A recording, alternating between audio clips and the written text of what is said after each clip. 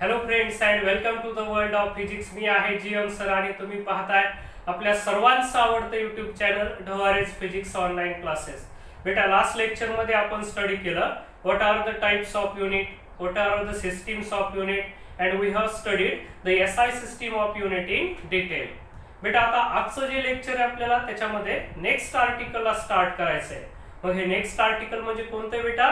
How to write the SI units of given system. म्हणजे बेटा unit आपण कसेही लिहिलं तरी चालत नाही, म्हणून आपल्याला आजच्या या लेक्चर मध्ये स्टडी करायचं आहे कन्व्हेन्शन्स म्हणजेच नियम, conventions or rules for writing the SI unit. SI units कसे लिहावे बेटा याचे आपण आज रूल्स स्टडी करणार आहे. ठीक आहे, चला बेटा मग आता तुम्हाला मात्र एसआय सिस्टीम काय असते हे डिटेल मध्ये आठवायला पाहिजे. आणि जर आठवत नसेल बेटा पुन्हा तेच काय करायचं, तुला वर युट्यूब वरती जायचंय, टाईप करायचंय ढवारेज physics unit and measurement lecture number 4. बेटा आधी तो व्हिडिओ पहा आणि मग या आजच्या व्हिडिओ मध्ये म्हणजे तुला आजच्या व्हिडिओ मधला कंटेंट अतिशय डिटेल मध्ये कळणार आहे. ठीक आहे बेटा, तर चला मग without wasting time we will start the today's article, that is the conventions or rules for writing the unit.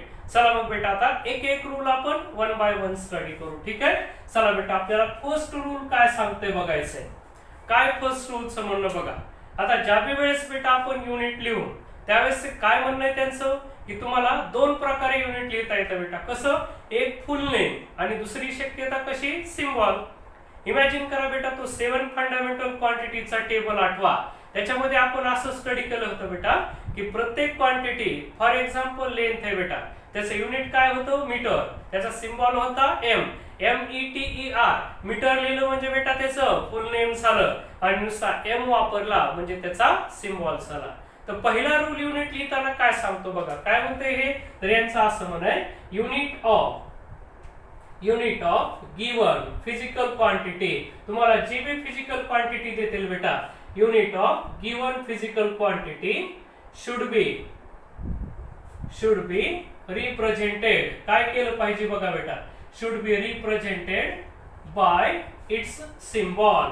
काय म्हणणं आहे त्यांचं बघा. त्यांचं म्हणणं असं सरळ सरळ बेटा, गिवन क्वांटिटीचं युनिट तुम्ही ज्यावेळेस लिहिता त्यावेळेस त्याचं फुल नेम वापरू नका, तर काय वापरा?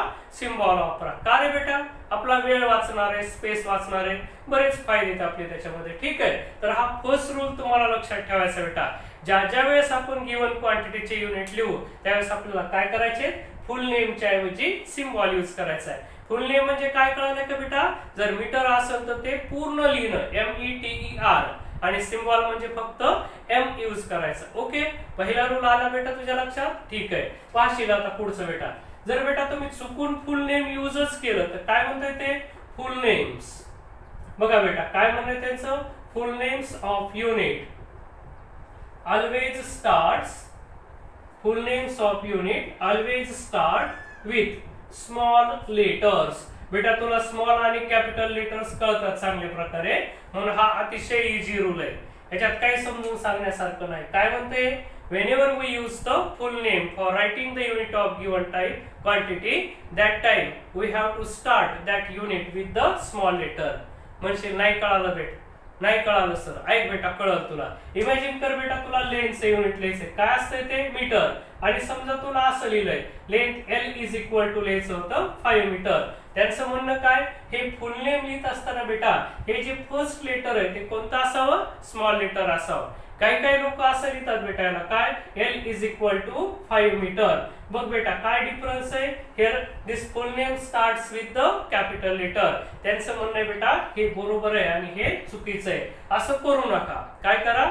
फुल नेम लिहित असताना always start with the small letter. Okay, चला मग हा पण रूल कळाला तुम्हाला. बघा पुढचा रूल पहा बेटा. थर्ड रूल काय म्हणते? Symbol of unit.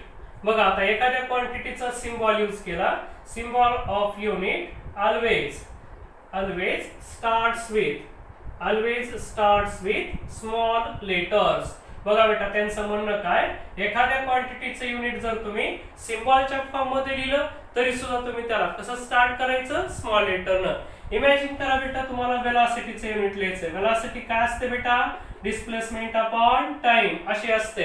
What is the unit of displacement? Unit of displacement is meter and unit of time is second. मग याचं युनिट लिहिताना बेटा असं लिहिलं तरी चालतंय, मीटर इंटू सेकंड इनवर्स. मात्र इथं ज्यावेळेस युनिट स्टार्ट केलं बेटा, दिस लेटर शुड बी किंवा starting letter should be small. Small असावं बेटा, त्याला कॅपिटल करायचं नाही. ठीक आहे.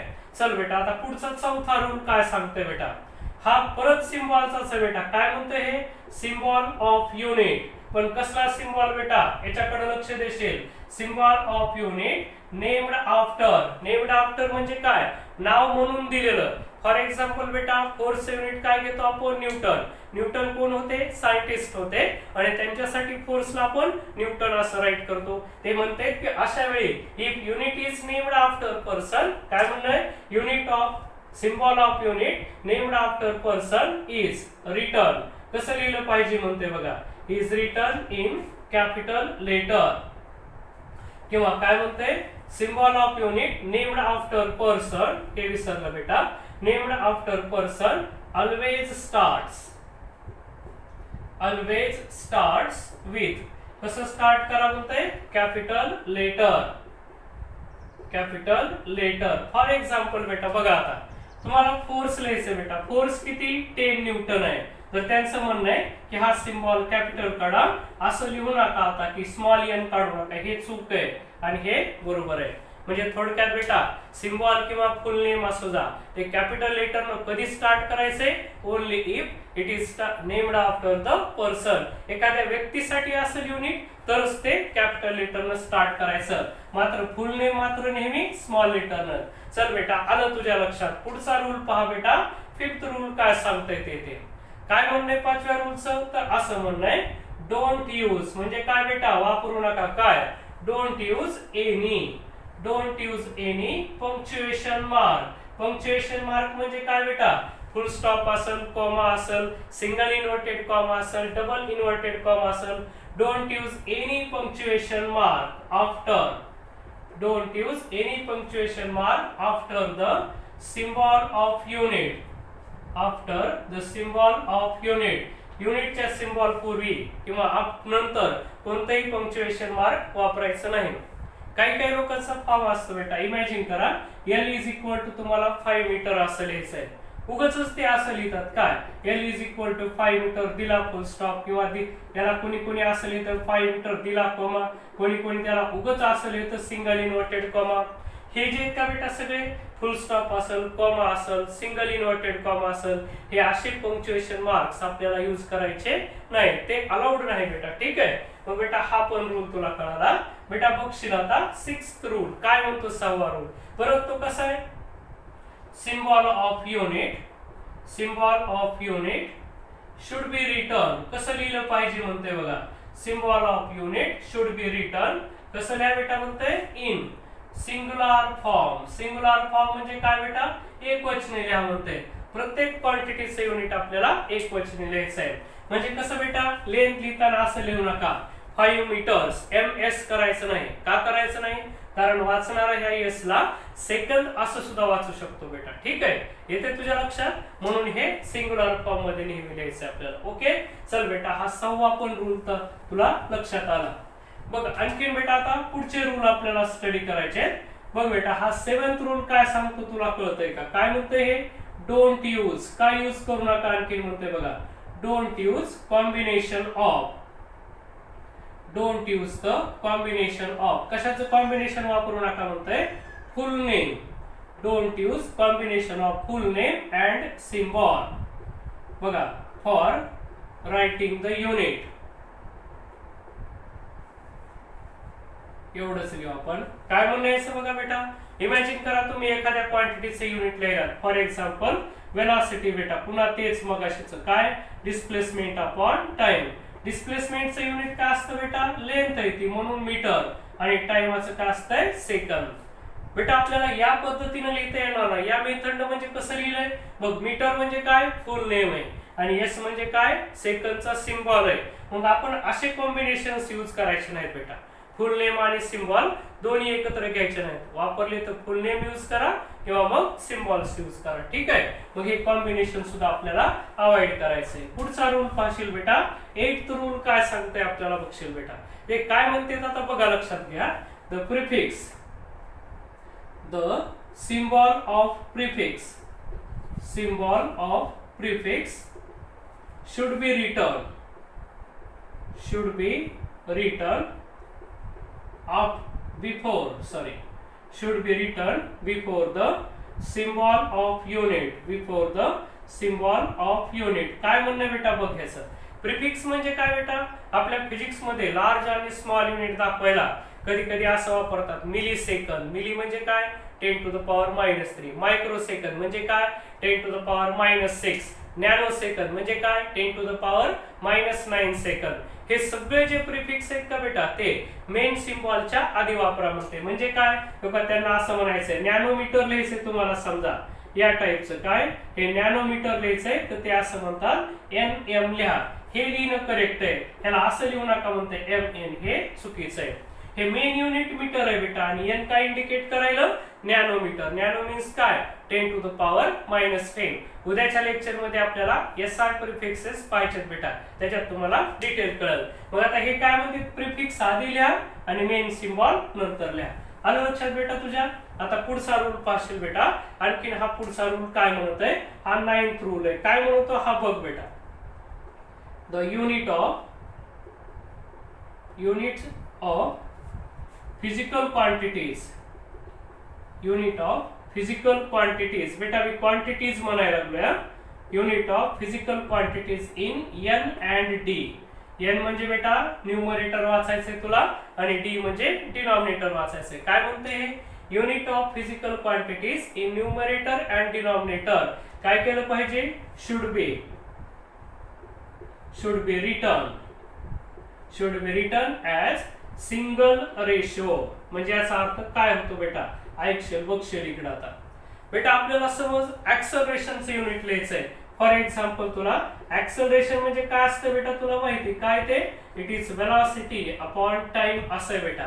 वेलॉसिटीचं युनिट असतंय मीटर पर सेकंद आणि टाइमचं युनिट असतं बेटा सेकंद. मग ते म्हणते त्याला तुम्ही असं लिहू नका मीटर पर सेकंद आणि पुन्हा आणखीन एक खाली डी चा डी आणायचं नाही बेटा, डिनॉमिनेटरचा डिनॉमिनेटर आणू नका असं त्यांचं म्हणणं आहे. त्याला कसं करा, त्याला सिम्प्लिफाय करून आपण असं लिहायला पाहिजे मीटर पर सेकंड स्क्वेअर. म्हणजे काय झालं बेटा, न्यूमरेटर एक डिनॉमिनेटर एक, त्याला सिंगल रेशिओ असं म्हणायचं. आलं लक्षात तुमच्या.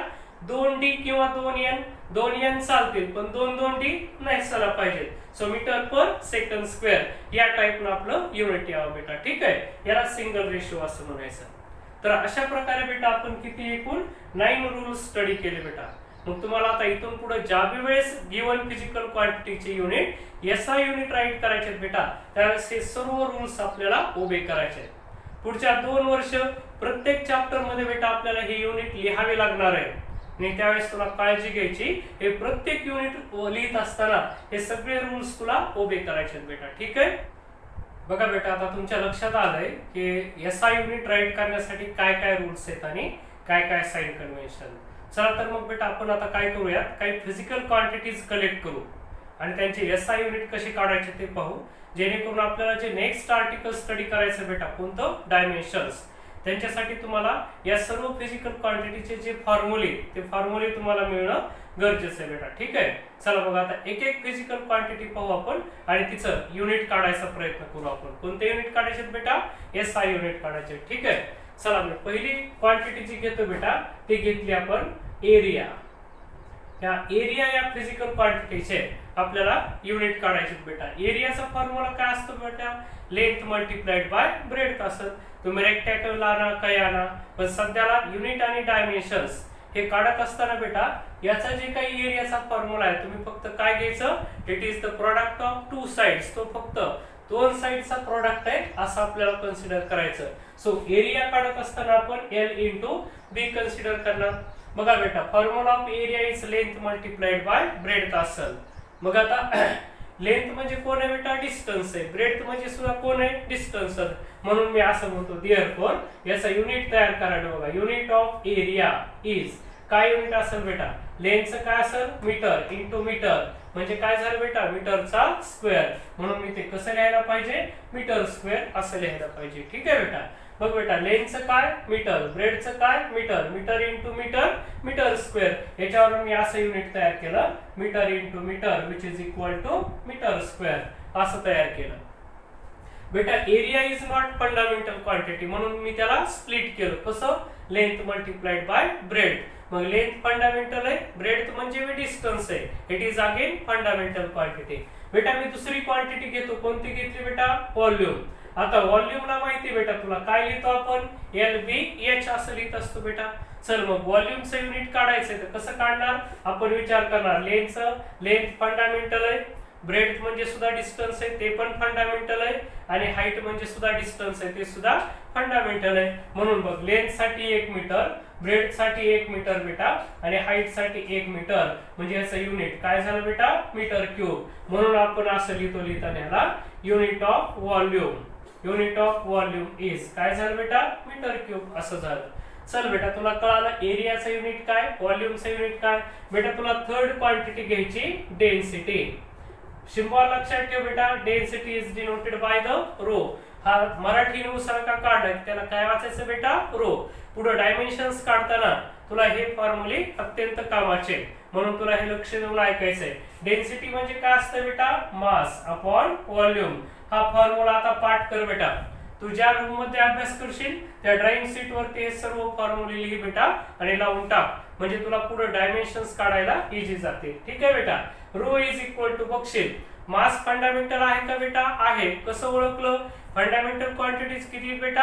7 आहे आपण कशा लक्षात ठेवल्या एलएमटी लेटा काय होतं तुला आठवतंय नसल आठवत तर unit and measurement lecture number 4 बघ बेटा तुला पुन्हा आठवल मग बघ बेटा एलएमटी लेटा मध्ये हे येतं का आलं तर फंडामेंटल नाही आलं तर नाही फंडामेंटल एकदा आठव बेटा एल म्हणजे length M for mass T for time, L for luminous intensity, E for electric current, T for temperature and A for amount of substance असतं बेटा ओके मग मास कशी बेटा फंडामेंटल आहे M मीन्स मास आहे म्हणून या मासला मी स्प्लिट करणार नाही बेटा बट व्हॉल्यूमला कसं स्प्लिट करता येते इथल्यासारखं बेटा कसं लिहितो मी LBH असं लिहितो मग बेटा बघ आता याच्यावर युनिट काय तयार होईल माझं मासचं काय झालं किलोग्रॅम आणि एल म्हणजे लेंथ म्हणजे मीटर ब्रेडचं पण मीटर इथे काढण्यासारखं व्हॉल्यूमचं युनिट काय असतं बेटा मीटर क्यूब म्हणजे किलोग्रॅम मीटर क्यूब म्हणून मी असं लिहू शकतो बेटा काय unit of density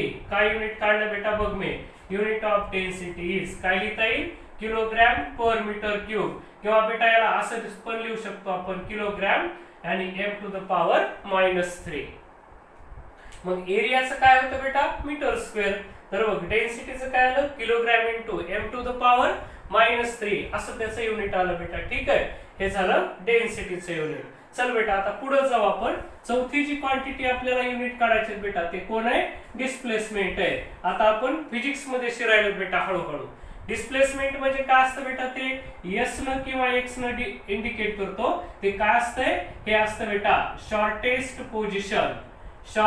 position between distance असतं या शॉर्टेस्ट डिस्टन्स बिटवीन 2 पोझिशन्स तुम्हाला ज्या बी 2 पोझिशन्स असतील बेटा त्याच्यामधलं हे शॉर्टेस्ट डिस्टन्स असते ठीक आहे म्हणजे बेटा काय का असं नाही डिस्प्लेसमेंट म्हणजे कोण आहे डिस्टन्स आहे कसलं आहे फक्त शॉर्टेस्ट आहे मग आता डिस्प्लेसमेंट म्हणजे कोण डिस्टन्स म्हणजे कोण झालं बेटा लेंथ झाली म्हणून याचं युनिट काय असायला पाहिजे मीटर असायला पाहिजे so unit of displacement is काय झालं बेटा मीटर हे सगळं आपण 8-9 पासून स्टडी करतो बेटा पण तुम्हाला डायमेन्शन काढताना अवघड जाऊ नये म्हणून मी थोडीशी रिव्हिजन केलं पुढची क्वांटिटी 5वी क्वांटिटी घेऊ बेटा आपण वेलॉसिटी सांगशील बेटा वेलॉसिटी कशाने डिनोट करतो v न वेलॉसिटी घ्या स्पीड घ्या दोन्हीचा युनिट एकच येतं बेटा ठीक आहे वेलॉसिटीचा फॉर्म्युला काय असतो बेटा हे लेंथचं युनिट मीटर झालं वेलॉसिटीचा फॉर्म्युला काय असतो बेटा डिस्प्लेसमेंट अपॉन टाइम चल बेटा चेक कर displacement is a fundamental quantity because it is the distance डिस्प्लेसमेंटचं युनिट असेल मीटर आणि या टाइमचं युनिट असेल बेटा second therefore we can write काय लिहिता येईल आपल्याला युनिट ऑफ वेलॉसिटी किंवा स्पीड इज काय लिहिता येईल मीटर पर सेकंद और त्यालाच आपण बेटा मीटर इंटू सेकंडची पॉवर -1 असं लिहू शकतो. ठीक आहे, मग असं लिहा किंवा या टाईपनं असं लिहिलं तरी चालतंय. चल बेटा आता पुढची क्वांटिटी घेऊ आपण, ऍक्सलरेशन ज्याला म्हणतो आपण. ऍक्सलरेशन बेटा ए ने इंडिकेट करतो. याचा फॉर्म्युला काय असतो बेटा, आठव याचा फॉर्म्युला. ऍक्सलरेशनचा फॉर्म्युला असतो वेलोसिटी अपॉन टाइम. चल बेटा आता याचं युनिट तयार करू. वेलोसिटीचा आपण आताच काढलं, इथं काय होतं हे मीटर पर सेकंद आणि टाइमचं पुन्हा बेटा सेकंद. कसं काढले लक्ष दे. Velocity is metre per second upon second. बेटा हे सेकंद इथं आले तर हे असे येतील मीटर पर सेकंद स्क्वेअर, किंवा याला आपल्याला असं लिहिता येईल मीटर इंटू सेकंडची पॉवर -2 असं लिह बेटा, किंवा असं लिह. हे झालं ऍक्सलरेशनचे युनिट. चल बेटा आणखीन काही आपण फिजिकल क्वांटिटीज घेऊ ज्यांचे आपल्याला युनिट बनवायचे. ठीक आहे बेटा, बघशील आता पुढची क्वांटिटी घ्यायलो मी, फोर्स घ्यायलो. तुला माहितीसाठी काय बेटा, तुला याच्यातले फॉर्म्युले नोट करून ठेवायचे जेणेकरून तुला याचा इथं उपयोग नाही पण पुढं डायमेन्शन काढायला हे सोपं जाईल. म्हणून बेटा पुढची 7 नंबरची क्वांटिटी आपण घ्यायला, फोर्स घ्यायला. बेटा फोर्स कशा डिनोट करतो, एफ न. बेटा या फोर्सचा फॉर्म्युला असा असतंय, according to Newton second law of motion force आपल्याला असं लिहिता येतं बेटा. हे काय मास आहे इंटू ऍक्सलरेशन. बघ बेटा मास कशी fundamental quantity, but this acceleration is not fundamental quantity. म्हणून मी मासला मास ऍज इट इज लिहितो. आपल्याला बेटा फॉर्म्युला तोपर्यंत फोडायचा आहे, कधीपर्यंत, जोपर्यंत आपल्याला त्या फॉर्म्युल्यामध्ये all the quantities are fundamental मिळत नाही. इथं सर्वच्या सर्व क्वांटिटीज फंडामेंटल इज तर याला फोडायचं बेटा. मास फंडामेंटल आहे, आपण त्याला काही केलं नाही. Acceleration is not fundamental. कसं लिहिता येईल तर बघ बेटा इथं लिहितं ऍक्सलरेशन म्हणजे काय असतंय, वेलोसिटी अपॉन टाइम. मी कसं युनिट काढायलोय लक्ष देशील बेटा. Acceleration can be written as velocity upon time. तुला नीट लक्षात घ्यायचंय ऍक्सलरेशनला का फोडलं, because acceleration is not fundamental quantity. Okay चल बेटा आता ऍक्सलरेशन असं लिहिलं, तुला परत इथं 2 टर्म मिळाल्या. त्याच्यापैकी बघ वेलोसिटी फंडामेंटल आहे का, नाही. का नाही, कारण ती एलएमटी डेटामध्ये येत नाही बेटा, म्हणून आपण ती फंडामेंटल नाही असं म्हणतो. हे टाइम फंडामेंटल आहे. मग बेटा जे फंडामेंटल आहे त्याला बाजूला सरायचं. कोण फंडामेंटल होतं, time. Time is a fundamental, म्हणून इथलच्या ऐवजी या मासच्या खाली लिहिलं आणि साइडला मी वेलोसिटी जशा तसं लिहितो. बघ बेटा पुढच्या स्टेपला आपण काय करणार, this mass upon time into वेलोसिटीला काय लिहिता येतं बेटा, इथं फॉर्म्युला बघशील काय, डिस्प्लेसमेंट अपॉन टाइम. मग बेटा हे झालं डिस्प्लेसमेंट अपॉन टाइम झालं. म्हणजे काय काय मिळालं आपल्याला वरी, मास इनटू डिस्प्लेसमेंट आणि टाइम बेटा 2 वेळा आला म्हणजे मी त्याला काय लिहू शकतो, टाइमचा स्क्वेअर. आता आपण या फोर्सला स्प्लिट करत असं आलो बेटा. आता कळालं आपल्याला all the quantities in this equation are fundamental quantities. कशा येतात, fundamental. Mass is fundamental, displacement is fundamental, time is fundamental. बघ बेटा मासचं युनिट काय असते, मग मी युनिट याचं तयार करताना लिहितो मासचं किलोग्रॅम, डिस्प्लेसमेंटचं मीटर आणि टाइमचं बघ बेटा टाइमचा स्क्वेअर आहे म्हणून टाइमाचं सेकंद स्क्वेअर असं युनिट असतंय. यालाच आपण आणखीन काय म्हणतो, न्यूटन असं सुद्धा म्हणतो बेटा. ठीक आहे, मग लक्षात असू दे न्यूटन म्हणजे काय, kilogram metre per second square. तर ह्याला आपण न्यूटन असं सुद्धा म्हणतो. इन दिस वे बेटा आपण फोर्सचं युनिट तयार केलं. मग तुला लक्षात येईल एनी फिजिकल क्वांटिटी जर तुला गिवन असेल बेटा तर ती काय करायची, तू स्प्लिट करायची. कधीपर्यंत करायची, जोपर्यंत आपल्याला त्याच्यात सर्व कसल्या क्वांटिटीज मिळत नाहीत बेटा, फंडामेंटल क्वांटिटीज मिळत नाहीत. एकदा काय त्यात सर्व फंडामेंटल क्वांटिटीज मिळाल्या बेटा की देन आपण काय करू शकतो, त्याचं युनिट बनवू शकतो आरामानं. ठीक आहे, तर बेटा हे फोर्सचं unit kilogram into metre per second square असं आलं. ठीक आहे, चल बेटा आता आपल्याला पुढच्या क्वांटिटी कडे जायचंय. आता मी तुला सर्व बेटा आता हा सिक्वेन्स नीट लक्षात ठेव. कसा कसा सिक्वेन्स आहे बघ बेटा. वेलोसिटी डिस्प्लेसमेंट वर डिपेंड आहे, ऍक्सलरेशन वेलोसिटी वर डिपेंड आहे, फोर्स कुणावर डिपेंड आहे, ऍक्सलरेशन वर. या सगळ्या फिजिकल क्वांटिटी एकमेकावर डिपेंड आहेत बेटा. म्हणून तुम्हाला असं वाटतं मधातली नाही आली क्वांटिटी की पुढचीच युनिट आणि डायमेन्शन्स तुम्हाला काढता येणार नाही. म्हणून तुम्ही ही चेन तयार करा बेटा. आधी डिस्प्लेसमेंट काढा, पुन्हा वेलोसिटी काढा, पुन्हा ऍक्सलरेशन काढा आणि पुन्हा फोर्स काढा. बेटा एकदा आपण फोर्स कशी आला की फोर्स वर डिपेंड तर अनेक क्वांटिटीज आहेत. Force is the most important quantity in our physics. बघा बेटा आता कोणत्या कोणत्या आहे. मी 8 नंबरची तुम्हाला अशी क्वांटिटी देतो बेटा. कोणती दिली मी? वर्क ही क्वांटिटी देतो which is denoted bye W असेल. वर्क किंवा त्यालाच एनर्जी सुद्धा म्हणू शकतो आपण बेटा. वर्कचा फॉर्म्युला असतो बेटा या टाइपनं, काय? Force into displacement. मग बघशील बेटा आता तुला काय करायचंय? वर्कचं युनिट तयार करायचं. कसं तयार करशील? या फोर्सला बेटा आपण डिस्प्लेसमेंट कशी? फंडामेंटल. फोडायची गरज आहे का? नाही बेटा. म्हणून मी त्याला साईडला लिहितो. या फोर्सला मात्र कसं लिहिता येतं बेटा? आताच फॉर्म्युला तुला पाठ झालाय, काय? Force can be written as mass into acceleration. कुठं सांगितलं बेटा? इथं साईडला मी मुद्दाम लिहून ठेवलंय बघ. ह्या स्टेप आता पुन्हा रिपीट होतात बेटा. आणि हे साईडचं डिस्प्लेसमेंट ऍज इट इज. मग बेटा आता जे फंडामेंटल आहे त्याला स्प्लिट करायचं नाही. मग इथं mass will be as it is. सांग बेटा ऍक्सलरेशनला काय लिहिता येईल? बघशील इथं ऍक्सलरेशन कसं लिहिलं होतं? Velocity upon time. तुला आता पाठवायला पाहिजे. This acceleration can be written as velocity upon time.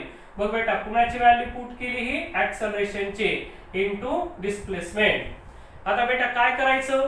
जेवढ्या फंडामेंटल आहेत त्या साईडला सारून घे. कशा सारल्या बेटा? बघ मास फंडामेंटल आहे, परत हे डिस्प्लेसमेंट सुद्धा फंडामेंटल आहे, आणि बेटा हा टाइम सुद्धा फंडामेंटल आहे. वेलोसिटी फंडामेंटल नाही म्हणून बेटा मी त्याला साईडला सारलं. चल बेटा परत काय आले? मास इंटू दिस डिस्प्लेसमेंट अपॉन टाइम इंटू. बेटा सांग आता या वेलोसिटीला कसं लिहिता येईल? तुला 2-4 क्वांटिटीचे युनिट काढूस तर अवघड जाईल बेटा, नंतर मात्र सोपं जाईल. वेलोसिटीला काय लिहितं बेटा? आठव इथं काय लिहिता येतं? Displacement upon time. म्हणून बेटा तू ती चेन कंप्लीट कर. कोण कोणावर डिपेंड आहे ते. So velocity can be written as काय असतंय? It is the displacement upon time. Correct. चल बेटा आता ह्या सगळ्या फंडामेंटल झाल्या. मी एकत्र करतो. काय काय आलं बेटा? मास. हे डिस्प्लेसमेंट किती वेळा आलं बेटा? वर 2दा. म्हणून मी याला असं लिहितो डिस्प्लेसमेंट स्क्वेअर. आणि खाली टाइम सुद्धा 2दा आहे बेटा, म्हणून मी त्याचा सुद्धा स्क्वेअर करतो. आता बेटा तू याला जर व्यवस्थित ऑब्झर्व केलंस तर तुला कळल याच्यातल्या सर्व quantities, all the quantities are fundamental, म्हणून त्यांना पुन्हा स्प्लिट करायची गरज नाही. म्हणून मी आता बेटा या वर्कचं युनिट तयार करायला लागलो. कसं युनिट असेल बेटा? बघशील मासचं किलोग्रॅम असतं बेटा. या डिस्प्लेसमेंटचा स्क्वेअर आहे. डिस्प्लेसमेंट म्हणजे मीटर स्क्वेअर, आणि परत टाइमचा स्क्वेअर आहे म्हणून सेकंड स्क्वेअर. असं हे युनिट झालं बेटा. या वर्कच्या युनिटला जूल असं सुद्धा म्हणतात. मग तुला नीट लक्षात ठेवायचंय न्यूटन म्हणजे काय आणि जूल म्हणजे काय. ठीक आहे बेटा. चल ही पहिली क्वांटिटी होती जी फोर्स वर डिपेंड आहे. ठीक आहे. चल बेटा आता पुढच्या क्वांटिटी कडे जाऊ आपण. तुला आता बेटा हे सगळे फक्त फॉर्म्युले पाठ ठेवायचे. तुला एकदा फॉर्म्युला पाठ असला की तू कोणत्याही क्वांटिटीचं युनिट काढू शकतोस बेटा. चल फोर्स वर पहिली क्वांटिटी डिपेंड होती. कोणती झाली बेटा? वर्क झाली. अशीच मी तुला आणखीन एक क्वांटिटी सांगतो, 9 नंबरची क्वांटिटी, ज्याला आपण म्हणतो एसटी. एसटी म्हणजे काय बेटा? सरफेस टेन्शन असं म्हणायचं. काय म्हणायचं बेटा? Surface tension. याचा फॉर्म्युला काय असतो? It is the force per unit length किंवा force upon length is called surface tension. बरोबर आहे बेटा. चल आता याचं युनिट तयार करायचंय. बघ लेंथ कशी? फंडामेंटल. मग बेटा मी या लेंथला बाजूला सारून घेतो. बघ इथं बेटा फोर्स इज नॉट फंडामेंटल, म्हणून फोर्सला तुला कसं लिहिता येईल? Mass into acceleration. सगळं इथल्यासारखं काम करायचं बेटा. हे लेंथ मी बाजूला ठेवतो. ठीक आहे. अगेन बेटा काय? Mass upon length as it is आले इंटू ऍक्सलरेशनला पार्ट होईस तर थोडंसं लिहित चल बेटा. एकदा पार्ट झालं की फोर्स हे युनिट पार्ट ठेवून द्यायचं. तू डायरेक्ट पण करू शकतोस, पण सध्या सोडवू आपण. Acceleration means what? It is the velocity upon time. असं असतं बेटा या ऍक्सलरेशनला लिहिलं. चल बेटा आता हा टाइम इकडं सार बाजूला. का बाजूला घ्यायचा? Because time is a fundamental quantity. So length into time, आणि बेटा ही वेलोसिटी मी बाजूला लिहितो. ठीक आहे. चल बेटा पुढच्या स्टेपला आपला असेल mass divided by length into time into velocity can be written as displacement upon time. असं लिहिता येतं बेटा. कुणाला लिहिलं? या वेलोसिटीला. तुला कळलं आता हे displacement and length get cancel. काय काय राहिलं बेटा? इथं वर राहिला मास डिवायडेड बाय टाइमचा स्क्वेअर. मग बघ बेटा आता हे युनिट कसं झालं? कुणाचं युनिट काढायला आपण? सरफेस टेन्शनचं. मग मासचा असेल बेटा किलोग्रॅम आणि टाइमचा असेल पर सेकंद स्क्वेअर. मग केजी पर सेकंद स्क्वेअर असं युनिट काढलं बेटा. कुणाचं? या सरफेस टेन्शनचं. पण फॉर्म्युल्यावरून युनिट काढलंच बेटा तर असं लिहिता येईल तुला फोर्सचं न्यूटन आणि लेंथचं मीटर. बेटा असे एमसीक्यू तुला तयार करतात काय, the equivalent unit of newton per metre is, newton per metre सारखं कोण आहे म्हणते तर तुला कळायला पाहिजे कोण आहे, किलोग्रॅम पर सेकंड स्क्वेअर म्हणजेच काय न्यूटन पर मीटर. हे कुठून काढलं, फॉर्म्युल्यावरून काढलं आणि हे कुठून केलं तर गिवन फॉर्म्युला स्प्लिट केला बेटा, सगळे फंडामेंटल युनिट त्याच्यामध्ये आणले आणि त्याच्यावरून तयार केलं. मग न्यूटन पर मीटर म्हणजेच काय असतं बेटा, किलोमीटर पर सेकंड स्क्वेअर असं सुद्धा त्याला लिहिता येते. ओके चल बेटा आता पुढची क्वांटिटी बघू आपण, फोर्स वर डिपेंड असलेली कोणती क्वांटिटी पुढची त्याचा विचार करू आपण. ठीक आहे घे बेटा आता पुढची क्वांटिटी काय बघा, आठवी पाहिली वर, आता पाहिली सरफेस टेन्शन, आता पाहिजे बेटा आपल्याला प्रेशर. प्रेशर सुद्धा फोर्स वर डिपेंड आहे बेटा, काय असते फोर्स अपॉन एरिया, आताच्या सारखाच असते बेटा. चल फोर्सचं युनिट आता तुला पाठ आहे किलोग्रॅम मीटर पर सेकंड स्क्वेअर, हे डायरेक्ट ठेवलंच तरी चालतंय पण बेटा पाठ व्हावं म्हणून आपल्याला काम करायचंय म्हणून मी मुद्दाम इथं, वेळ जाऊ दे आपला थोडासा पण तुमचा कन्सेप्ट पक्का होईल बेटा, युनिट कसे काढायचे ह्याचा प्रॅक्टिस तुम्हाला चांगली होईल. So force can be written as mass into acceleration आणि एरिया काय असतो बेटा, लेंथ मल्टिप्लाइड बाय ब्रेड, असा फॉर्म्युला असतो बेटा त्याचा. ठीक आहे याला मी थोडक्यात असं लिहितो, एल इंटू बी असं लिहून टाकतो. बघ बेटा हे फंडामेंटल आहे, फंडामेंटल आहे, फंडामेंटल आहे. लेंथ ब्रेड काही का असं ना डिस्टन्स आहे, डिस्टन्स म्हणजे लेंथ आहे, फक्त ऍक्सलरेशन फंडामेंटल नाही, त्याला काय लिहायचं वेलॉसिटी अपॉन टाइम लिहायचं, वेलॉसिटीला लिहायचं डिस्प्लेसमेंट अपॉन टाइम. आता थोडक्यात इथून पुढे लक्षात ठेव बेटा, ऍक्सलरेशनला काय लिहिता येईल डिस्प्लेसमेंट अपॉन टाइमचा स्क्वेअर. मग मी आता असं लिहितो बेटा okay, mass divided by L आणि बी म्हणजे कोण आहे ते बेटा दोन्ही लेंथ आहे त्याचा स्क्वेअर केला आणि ऍक्सलरेशनला मी असं लिहितो डिस्प्लेसमेंट अपॉन टाइमचा स्क्वेअर असं लिहिलं तरी चालतंय, कारण ऍक्सलरेशन म्हणजे वेलॉसिटी अपॉन टाइम आणि वेलॉसिटी म्हणजे डिस्प्लेस अपॉन टाइम, हा एक टाइम आणि हा एक टाइम म्हणजे काय झालं बेटा डिस्प्लेसमेंट अपॉन टाइम स्क्वेअर. मग बेटा इथं काय आलंय डिस्प्लेसमेंट आणि हा स्क्वेअर कॅन्सल, शिल्लक असं राहिलं मास अपॉन काय राहिले एखादी लेंथ इंटू टाइमचा स्क्वेअर. मग बघ बेटा याचं युनिट बनव आता, मासचा असतंय केजी डिवायडेड बाय काय असं लेंथचं मीटर आणि टाइमचं सेकंड स्क्वेअर, हे त्याचं युनिट झालं बेटा. कुणाचं युनिट आहे प्रेशरचं, पण प्रेशरचं आणखीन एक युनिट असतं बेटा यालाच पीए असं म्हणतो, which is non as the pascal असं सुद्धा लिहितो आपण. इथून बेटा प्रेशरचं आणखीन एक युनिट तयार होईल, फोर्सचं काय होतं न्यूटन आणि एरियाचं होतं मीटर स्क्वेअर. मग बेटा हे सगळे सारखे लक्षात ठेव, पास्कल असं लिहिलं काय, हे लिहिलं काय आणि हे लिहिलं काय, ही आपल्या फिजिक्सची खासियत आहे बेटा, एकच भाग आपल्याला वेगळ्या वेगळ्या प्रकारे अरेंज करता येतो आणि म्हणून ते भविष्यात तुम्हाला अवघड वाटायला लागतं बेटा. मग तुला कळालं पाहिजे हे लिहिलं तरी तेच आहे, हे पण लिहिलं तरी तेच आहे आणि हे लिहिलं तरी सुद्धा तेच आहे बेटा. ठीक आहे ही तिसरी क्वांटिटी होती बेटा, कुणावर डिपेंड होती या फोर्सवर. अशी फोर्सवर आणखीन एक क्वांटिटी डिपेंड असते बेटा, कोणती फोर्सवर क्वांटिटी ती बघू आपण पुढचे. आता त्याचे तू घरी काढशील बेटा, त्याचं युनिट तयार करशील. बघ बेटा ही एक क्वांटिटी असते काय, हा स्ट्रेस, स्ट्रेस काढायचंय तर त्याचा सुद्धा फॉर्म्युला आताच्या प्रेशर सारखाच असतो बेटा, याचं युनिट तू काढायचा प्रयत्न करशील काय, stress is given by force upon area. मग जे प्रेशरचे युनिट आहे तेच स्ट्रेसचं येईल, कारण त्या दोघांचा फॉर्म्युला सेम आहे म्हणून त्यांचं युनिट पण तेच येतं आणि पुढे पाहशील बेटा त्यांचे डायमेन्शन सुद्धा तेच येणार आहे. ओके चल बेटा आता पुढच्या क्वांटिटी कडे जाऊ आपण. काय काय काढलं बेटा आपण, वर्क काढला, सरफेस टेन्शन काढलं आणि प्रेशर काढलं, स्ट्रेस काढलं. आता आपल्याला पुढे जायचंय, पुढच्या क्वांटिटी मध्ये पाहायचं बेटा आपल्याला इम्पल्स. हे बेटा इम्पल्स जी क्वांटिटी जे ने इंडिकेट करतो याचा फॉर्म्युला असा असतो बेटा काय, फोर्स इंटू टाइम. ही फोर्स वर कितवी क्वांटिटी डिपेंड आहे बेटा, चौथी क्वांटिटी काढा, तसं तर पाचवी. पहिली कोणती होती वर्क, दुसरी कोणती काढली आपण सरफेस टेन्शन, पुन्हा काढलं प्रेशर, पुन्हा काढला स्ट्रेस आणि आता काय काढायचं बेटा इम्पल्स. मग तुला कळायला की फोर्स किती महत्वाची क्वांटिटी आहे म्हणून त्याचं युनिट तुला नेहमी पाठ असायला पाहिजे बेटा. ओके चल बघ बेटा आता याला कसं काढता येईल, फोर्सला काय लिहिता येईल बेटा mass into acceleration into time. बेटा आता तू पाठ ठेवलंस काय, मास फंडामेंटल आहे, ऍक्सलरेशन इज नॉट फंडामेंटल, कसं लिहिता येतं त्याला डिस्प्लेसमेंट अपॉन टाइमचा स्क्वेअर असं लिहिता येऊ शकतं आणि मल्टिप्लाइड बाय हा टाइम. हा टाइम आणि स्क्वेअर कॅन्सल बेटा, शिल्लक काय राहिलं mass into displacement divided by time असं शिल्लक राहिलं. चल बेटा याचं युनिट बनव. मासचं काय होतं kg. चल बेटा डिस्प्लेसमेंटचं मीटर अँड टाइमचं second. So this is the unit of this impulse. मग चल बेटा तुला काय कळालं फोर्स आणि त्याच्यावर डिपेंड असलेल्या 5 क्वांटिटीज आपण त्याचं युनिट तयार केलं बेटा. मग आता तुला नीट लिंक लक्षात ठेवायची बेटा.